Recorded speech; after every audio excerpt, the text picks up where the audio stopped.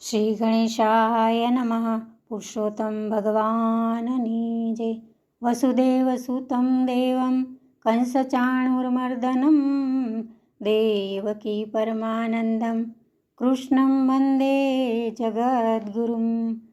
આજે સાંભળીશું અધ્યાય બીજો અને વાર્તા સાંભળીશું શ્રદ્ધાનું ફળ. મહાજ્ઞાની એવા સૂત પુરાણીના આવા પાવન વચનો સાંભળીને પ્રસન્ન થયેલા ઋષિમુનિઓ એમની પ્રશંસા કરવા લાગ્યા. તીર્થાટન કરીને તન મન જીવન કૃતાર્થ કરી ચૂકેલા મહાજ્ઞાની છતાં નિરાભિમાની એવા સૂત પુરાણીના અમૃત વચનોનો અમૂલ્ય લાહો લેવા અધીર થઈ ચૂકેલા મુનિવર્યોમાંથી શૌનક મુનિ બંનેને હાથ જોડી પ્રણામ કરતા જિજ્ઞાસુ સ્વરે બોલ્યા, હે સાધુવર્ય, સંત શ્રેષ્ઠ સૂત પુરાણીજી, આપનું જીવન ધન્ય છે. ભવાટવયમાં અટવાતા જીવ માત્રનું સાંસારિક ઝેર પળ માત્રમાં ઉતરી જાય એવું પરમ દિવ્ય ઔષધ આપની વાણીમાં છે. બાળ તપસ્વી મહાજ્ઞાની તપેશ્વર સુખદેવજી મહારાજના શ્રીમુખમાં તો સાક્ષાત સરસ્વતીનો વાસ છે. એમના શ્રીમુખમાંથી સરેલો એક શબ્દ મનુષ્યના જીવન પરિવર્તન માટે પર્યાપ્ત છે. તમે એવા ઋષિ શ્રેષ્ઠના વચનો અમૃતોનું શ્રવણપાન કરીને સીધા જ આ પાવન ભૂમિમાં પધાર્યા છો, તો કૃપા કરીને એ ઉત્તમ બોધના સાર તત્વનું અમને શ્રવણ કરાવો, જેથી અમને પણ જ્ઞાનગંગામાં સ્નાન કર્યાનું અનુભૂતિ થાય. સૂર્યના સુવાળા સ્પર્શથી ખીલેલા તાજા કમળ જેવું સ્મિત કરતા સૂત પુરાણીજી બોલ્યા, હે ઋષિવર્યો, પૂર્વકાળે કરેલા કર્મોના પરિપાક રૂપે સૂત જાતિમાં જન્મેલા મારા જેવા અતિ સામાન્ય માણસ પ્રત્યે આપનો આવો પૂજ્ય ભાવને હું મારું મહાસદભાગ્ય માનું છું. હું અતિ મંદમતી છું. પરમ કૃપાળુ કરુણાકારી કીર્તારની કૃપા વડે અને આપ સમાન મહાત્માઓના સત્સંગ સાનિધ્યના કારણે મને કથા કીર્તન પર અતિ પ્રેમ ભાવ છે. હું દિનહીન માનવ આપની જિજ્ઞાસા સંતોષવા એક કલ્યાણકારી કથા કહી સંભળાવું છું. પૂર્વકાળે પુણ્યબળના પ્રભાવને પ્રાપ્ત થયેલા સૃષ્ટિના સૃષ્ટા એવા બ્રહ્માજીના માનસપુત્ર એવા દેવર્ષિ નારદજી એકવાર ભવભીડ ભંજન ભાગીરથીના કિનારે આવેલા બદ્રીનારાયણ આશ્રમે પધાર્યા અને નારાયણને અંતઃકરણથી નમસ્કાર કરીને કહેવા લાગ્યા, હે કરુણા નિધાન કૃપાસાગર, આપ સત્વ સ્વરૂપ છો, આપ સાક્ષાત નારાયણ છો, સર્જનહાર છો, છતાં તપ જપ દ્વારા જીવ માત્રને બોધ આપી રહ્યા છો કે સંયમથી કષ્ટ સહન કરી નામ સ્મરણ કરવામાં જ સાર્થકતા છે. હે પરમાત્મા, દયા નિધાન આ હળાહળ કળિયુગ પ્રવર્તી રહ્યો છે. નીતિ, પુણ્ય, સત્ય, દયા અને કરુણા લુપ્ત થતા જાય છે. સંયમ પાલનમાં શિથિલતા આવી છે. માનવ માત્ર કરે ટેવ પામે છે. હે દેવાધિદેવ, હું અત્યારે મૃત્યુલોકમાંથી આવી રહ્યો છું. અત્યંત દુઃખને પામ્યો છું. મૃત્યુલોકમાં વ્યાપેલા અવિદ્યા, મોહ, મમતા, લોભ, મદ મત્સરના અંધકારને જોતા મને લાગે છે કે પૃથ્વીનો પ્રલય નજીકમાં છે. હે કરુણા નિદાન, પામર માનવોને પવિત્ર પંથે વાળવાનો પરમ ઉપાય બતાવનાર કોઈ નથી. હે મંગલકારી મહારાજ, મૃત્યુલોકના મોહાંધ મનુષ્યો પર કૃપા વરસાવો અને તેમને કોઈ પવિત્ર વ્રતનો સાર કહી સંભળાવો કે જેનું શ્રવણ આચરણ કરીને મનુષ્ય પોતે જ પોતાનું કલ્યાણ સાધે અને મોક્ષને પ્રાપ્ત થાય. દેવર્ષિ નારદજીની વ્યથા સાંભળીને સાક્ષાત નારાયણ પ્રભુ કહેવા લાગ્યા, હે દેવર્ષિ, તમે આજે અતિ ઉત્તમ પ્રશ્ન કર્યો છે. તમારા જેવા પુનિત પાવનકારી સંત મહાત્માઓ જ સંસારી જીવોના સકળ સંતાપ અને દારૂણ દુઃખનો નાશ કરે છે. હે વત્સ, ધ્યાન કરીને સાંભળ. ગોપી વલ્લભ યદુનંદન ભગવાન શ્રી કૃષ્ણ સ્વયં પૂર્ણ પુરુષોત્તમ પ્રભુ છે. શ્રી કૃષ્ણની પાવન લીલાઓનું એક ચિત્તે શ્રવણ કરનાર જીવના સકળ સાંસારિક દુઃખ દૂર થાય છે. આજે હું તને પુરુષોત્તમ ભગવાનને અતિ પ્રિય પાવન માસનું પવિત્ર આખ્યાન કહી સંભળાવું છું. આ આખ્યાન શ્રવણ કરનાર જીવના આધિ વ્યાધિ ઉપાધિ ટળે છે, ત્રિવિધ તાપ દૂર થાય છે, દુઃખ દારિદ્ર્ય ટળે છે, સંતાપનો ક્ષય થાય છે. આ સાંભળી અતિ જિજ્ઞાસાને વશ થયેલા દેવર્ષિ નારદ વિનયપૂર્વક પ્રણામ કરીને કહેવા લાગ્યા, હે પ્રભુ, આજે તમે સાવ નવા માસની વાત કરી રહ્યા છો. હું અજ્ઞાની છું, તેથી મને પુરુષોત્તમ માસની, તેના અધિષ્ઠાતા દેવની, તેની કથાની જાણ નથી. માટે કૃપા કરી મને એ સર્વ સંતાપને હરનારી પાવન કથા કહી સંભળાવો. નૈમિષારણ્યમાં બિરાજમાન સૂત પુરાણી શૌનકાદિ ઋષિઓને કહેવા લાગ્યા, હે ઋષિવર્યો, નારદજીનો જિજ્ઞાસાભર્યો પ્રશ્ન સાંભળીને દેવાધિદેવ નારાયણ પ્રભુ બોલ્યા, હે દેવર્ષિ, પુરુષોત્તમ પ્રભુએ સ્વયં એને પોતાનું નામ આપીને એ માસને અતિ પાવનકારી બનાવ્યો છે.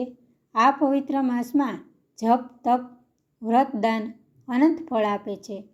ત્યારે દેવર્ષિ નારદ બોલ્યા, હે નાથ, હું જ અજ્ઞાનીએ પાવન પુરુષોત્તમ માસનું નામ આજે પહેલીવાર સાંભળ્યું છે.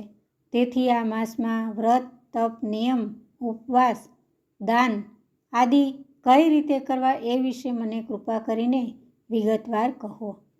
હે પ્રભુ, આજે હળાહળ કળીકાળમાં પ્રભાવ તળે જગત ભયંકર દુઃખથી પીડાઈ રહ્યું છે. તત્કાળ ફળ આપે એવા ઉપાયની જરૂર છે.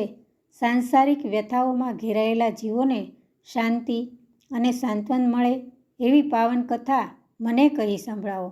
હે કરુણા નિધાન, મારા કાન એ કથાનું શ્રવણ કરવા અતિ અધીર છે. નૈમિષારણ્યમાં શાંત ચિત્તે શ્રવણ કરતા મુનિવર્યો સામે જોઈને સૂત પુરાણીજી બોલ્યા, હે ઋષિવર્યો, દેવર્ષિ નારદની જગત હિતકારી પ્રાર્થના સાંભળીને નારાયણ પ્રભુએ મૃત્યુલોકના જીવો પર કૃપા કરીને પાવન પુરુષોત્તમ માસના પવિત્ર મહાત્મ્યની કથા પોતાના મુખેથી કહી સંભળાવી. તો આ હતો બીજો અધ્યાય, અને હવે સાંભળીશું વાર્તા શ્રદ્ધાનું ફળ. મેઘવતી નગરીમાં મગન નામનો એક સુથાર રહે. એની પત્નીનું નામ શાંતિ. સંતાનમાં 7 દીકરી ને 2 દીકરા. દીકરીઓ મોટી અને દીકરા નાના. મગન પરોઢીએ કામે વળગે તે મોડી રાતે સૂવે ત્યારે માંડ બધાનું પેટ ભરાય. ઘણીવાર મગનને વિચાર આવે કે કામ આડે ધર્મ ધ્યાન થતા નથી. પછી વિચારે કે ભજન કીર્તન કરું તો છોકરા ભૂખ્યા રહે. એમ કરતાં છોકરીઓ જુવાન થઈ ઉછીના પાછીના કરીને એક પછી એક બધીને પરણાવી. ઘર ખાલી થઈ ગયું. કાળી મજૂરીએ મગનનું શરીર પણ ખલાસ કરી નાખ્યું. એકવાર ગામમાં કથાકાર આવ્યા. એવી સુંદર કથા કરે કે બસ સાંભળતા જ રહીએ. મગનને તો કથા સાંભળવા જવાની જરાકેય નવરાશ નહીં. પણ એકવાર એવું બન્યું કે મગન મંદિર પાસેથી પસાર થઈ રહ્યો હતો ત્યારે એના કાને કથાકારના આ શબ્દ સંભળાયા, કણ કીડીને મણ હાથીને દેનારો ભગવાન છે. જગની ચિંતા જગદીશને એને સહુ સમાન છે. જગતની ચિંતા જગતના નાથને છે. જેણે દાંત આપ્યા છે એ ચાવવાનું તો આપે જ છે. ભૂખ્યા ઉઠાડે ભલે, પણ ભૂધર ભૂખ્યા સુવાડે નહીં. અને તોય પામર મનુષ્ય જિંદગી આખી ચિંતામાં વિતાવે છે. ભગવાન પર ભરોસો રાખવાના બદલે અવતાર એળે ગુમાવે છે. જે મનુષ્ય પોતાની બેડલીને ભગવાનના સહારે છોડી દે એ તરી જાય છે. શ્રદ્ધાના બળ જેવું જગતમાં બીજું કોઈ બળ નથી. રસ્તે ચાલ્યા જતા મગન સુથારે કથાકારના આ શબ્દો સાંભળ્યા તો એના અંતરમાં પ્રકાશ પથરાઈ ગયો. શબ્દોએ એવો પ્રહાર કર્યો કે આંખ ભીની થઈ ગઈ. પસ્તાવાનો પાર ન રહ્યો. રડતા હૃદયે એ વિચારવા લાગ્યો, અરે રે, ધિક્કાર છે મને. મેં પેટની જ વેઠ કરી રાખી અને પ્રભુને વિસરી ગયો. ભગવાનનું ભજન કરવાના બદલે મજૂરી જ કરી. મનખા દેહને સાર્થક ન કર્યો. એ જ ક્ષણે મગને નક્કી કર્યું કે 50 વર્ષ ભલે પાણીમાં ગયા, પણ હવે જાગ્યા ત્યાંથી સવાર. હવે તો જીવું ત્યાં સુધી પ્રભુનું ભજન જ કરવું. ભક્તિનું ભાથું હશે તો અવતાર ભલે એળે ગયો હશે, પણ પરલોક અવશ્ય સુધરી જશે. પળવારમાં તો મગન પલટાઈ ગયો. ઘેર આવીને પત્નીને કહેવા લાગ્યો કે હવે વૈતરા નથી થતા. જિંદગી આખી દોડધામ કરી, ખોટા ઉજાગરા કર્યા. હવે તો થાય એટલું કામ કરવું છે અને નવરસ કાઢીને ભજન ભક્તિ કરવા છે. ભોજન મળે તો ઠીક છે, નહીંતર ભજન કરીને પેટ ભરીશું. આજથી મેં મારી જાતને જગતના નાથને સોંપી દીધી છે. પત્ની પણ રાજી થઈને કહેવા લાગી, હે નાથ, પ્રભુની કૃપા વગર ભાગ્ય આડેથી પાંદડું ખસતું નથી. પ્રભુનો સાથ હોય તો જ પ્રારબ્ધ ફળે. પછી તો મગને નીમ લઈ લીધું. થાય એટલું કામ કરે અને બાકીનો સમય પ્રભુના ભજન કરે. મળે એ ખાય અને હરિના ગુણ ગાય. ભગવાન પણ ભક્તની કસોટી અવશ્ય કરે છે. મગનની દશા બગડતી ગઈ. સમયસર કામ ન થતું, તેથી લોકો એને કામ ન આપતા. ક્યારેક તો એક ટંક ખાવા ન મળતું, ત્યારે પત્ની મૂંઝાતી, પણ મગનની શ્રદ્ધા ન ડગતી. કથાકારના શબ્દો એના આત્મા પર કોતરાઈ ગયા હતા. એને તો ભૂખ્યા પેટે ભજન કરવામાં અનેરો આનંદ આવતો. એમ કરતાં પુરુષોત્તમ માસ આવ્યો. મગન અને એની પત્નીએ વ્રતનો સંકલ્પ કર્યો. બંને બ્રાહ્મ મુહૂર્તે ઉઠી પ્રાંતઃ કાર્ય પતાવી નદીએ સ્નાન કરવા જાય. કાઠાગોરની વાર્તા સાંભળે, યથાશક્તિ દક્ષિણા આપે. ખાવાના સાંસા હતા, પણ બ્રાહ્મણને સીધું અવશ્ય આપે. પુરુષોત્તમ માસ પૂર્ણ થવાની 3 દિવસની વાર હતી, ત્યારે પત્નીએ કહ્યું કે હવે ઘરમાં નથી અન્ન કે નથી એક પાય. વેચવા જેવું હવે કશું રહ્યું નથી. નથી દર દાગીના કે નથી ઠામ વાસણ. હવે મગન ચિંતામાં પડ્યો. છેલ્લા દિવસે વ્રતનું ઉજવણું કરવું પડે, બ્રાહ્મણને જમાડવા પડે. એ વગર વ્રત અધૂરું જ ગણાય. મગન તો મોડી રાત સુધી પ્રભુને વિનંતી કરતો રહ્યો કે હે દયાસાગર, મારી લાજ તારા હાથ છે. તારું વ્રત તૂટશે તો એનું પાપ તને લાગશે. પરોઢિયે મગન જાગ્યો. ટેવ પ્રમાણે લોટો લઈને હાજતે જવા ગયો. પડી ન જવાય એટલા ખાતર એક છોડનું મૂળિયું પકડી રાખેલું. મૂળિયું આમ તેમ હલતા જ ઉકળી ગયું અને ઝબકારો થયો. ખાડામાં નજર કરી તો ત્યાં કાંઈક જગારા મારતું હતું. ખાડામાં હીરા ઝળહળતા હતા. મગન તો રાજી રાજી થઈ ગયો. મુઠ્ઠી ભરીને હીરા લઈ લીધા. માટી કાઢીને ખાડો જરાક ઊંડો કર્યો તો તાંબાનો ચરુ દેખાયો.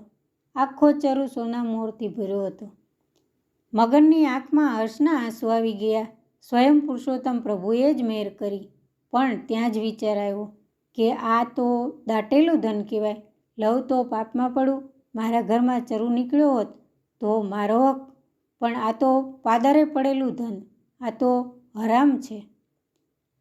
પરદારા નિજ માત સમ, પરધન પથ્થર સમાન. ઇતના કિએ હરિ ના મિલે તો તુલસીદાસ જમાન. મગને તો ચરુ પાછો મૂકીને માટી વાળી દીધી અને આવ્યો ઘેર. પત્નીને બધી વાત કરી. પત્ની તો ગુસ્સે થઈ ગઈ. હાથમાં આવેલું ધન છોડી દેનાર પતિ એને મૂરખનો સરદાર લાગ્યો. એ કહેવા લાગી, તમે તો સાવ મૂરખ છો. તમારે ક્યાં ચોરી કરવાની હતી? અરે રે, ઘેર બેઠા ગંગા આવી અને તમે કોરા જ રહ્યા. અકર્મીનો પડ્યો કાણો જ હોય. ચાલો મને દેખાડો એ જગ્યા, હું એ ચરુ કાઢી લઉં. પણ એ તો અણહકનું ધન કહેવાય. એ લઉં તો મારી ભક્તિ એળે જાય. વેવલા વેડા છોડો અને ચાલો મારી સાથે. લક્ષ્મી ચાંદલો કરવા આવી છે, એને વધાવી લો. હે ભાગ્યવાન, પ્રભુ પર મને શ્રદ્ધા છે. પારકા ધનને હું તો હાથ નહીં અડાડું. તારે જોઈતું હોય તો જઈને લઈ આવ. બાકી મારા ભગવાન મને ન્યાલ કરવો હશે તો ઘરમાં બેઠા બેઠા ધનનો વરસાદ વરસાવશે. આ સાંભળીને પત્ની તો કપાળ કૂટવા માંડી. પણ મગન એકનો બે ન થયો. જ્યારે પત્નીએ બહુ ધમપછાડા કર્યા ત્યારે એણે એ જગ્યાની નિશાની આપીને કહ્યું કે તારે ચરુ જોઈતો હોય તો લઈ આવ, હું તો નહીં આવું. પત્ની જવા તૈયાર થઈ, પણ ત્યાં જ એને યાદ આવ્યું કે સૂર્યોદય પહેલાં નદીએ નાહવા જવાનો નિયમ છે. એ નિયમ તૂટે તો વ્રત તૂટે. તેથી સુથારણે નક્કી કર્યું કે નદીએથી આવ્યા પછી એ ચરુ કાઢવા જવું. પતિ પત્ની બંને નદીએ નાહવા ગયા. પતિ પત્ની જ્યારે ધનના ચરુની ઊંચા અવાજે વાત કરતા હતા ત્યારે પડોશમાં રહેલા વાણંદ એ બધું સાંભળતો હતો. એણે તો તરત પત્નીને ઉઠાડીને બધી વાત કરી. વાત સાંભળતા જ પત્નીના મોંમાંથી લાળ પડવા લાગી. વાળંદ અને તેની પત્ની તો મગન સુથારની મૂર્ખામી પર હસતા હસતા ઉપડ્યા ધનનો ચરુ લેવા. સાથે ધન બાંધવા 2 મોટી ચાદર લીધી. બંને પાદરે આવ્યા. તાજી જ માટી ખોદેલી હતી એટલે તરત જગ્યા મળી ગઈ. જલ્દી માટી ખોદી તો ચરુમાં સોનામોરના બદલે પીળા વીછી ખદબદતા જોયા. વાળંદની પત્ની તો ઓય માળી કરતી પાછળ હટી ગઈ અને ધણીને કહેવા લાગી, તમે મૂરખ જ રહ્યા. સુથારે તમને વીછી ટટકાવે એ માટે આ કાવતરું ઘડ્યું છે. એ મગનીઓ કાંઈ ઓછીનો નથી.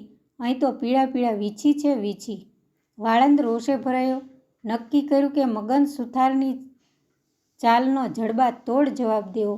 એનેય ખબર પડે કે કોઈ માથાનું મળ્યું. વાળંદે તો ચરુને મોઢું બાંધી દીધું અને ચરુ ચાદરમાં છુપાવીને આવ્યા ઘેર.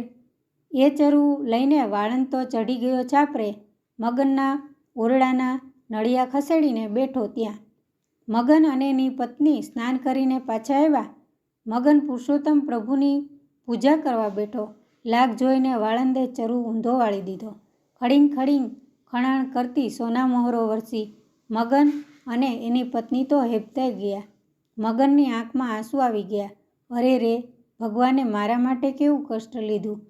મેં ઘેર બેઠા ધન માગ્યું તો છાપરું ફાડીને સોનામહોરો વરસાવી. પતિ પત્નીએ બધુંય ધન કોઠીમાં મૂકી દીધું. આ બાજુ અદેખો વાળંદ અને એની આળવિતરી બૈરી રાહ જુએ છે કે હમણાં મગન કાળી ચીસો પાડશે. ઘણી વાર થઈ પણ ચીસાચીસ ન થઈ એટલે વાળંદ જાતે જોવા ગયો. જોયું તો મગન બેઠો માળા ફેરવે છે. વાળંદે દાંત પીસ્યા, પણ થાય શું? ધન મળતા જ મગન મન મૂકીને દાન ધર્મ કરવા લાગ્યો. સદાવ્રત ખોલ્યું. ભગવાને આપેલું ધન ભગવાનના કાર્યમાં વપરાય તો જ ભગવાન રાજી રહે. જીવન ધર્મ કાર્યોમાં વિતાવી બંને આખરે વૈકુંઠ પામ્યા. હે પુરુષોત્તમ પ્રભુ, તમે જેવા મગન સુથારને ફળ્યા એવા વ્રત કરનારને સૌને ફળજો. જય પુરુષોત્તમ ભગવાન. જય શ્રી કૃષ્ણ.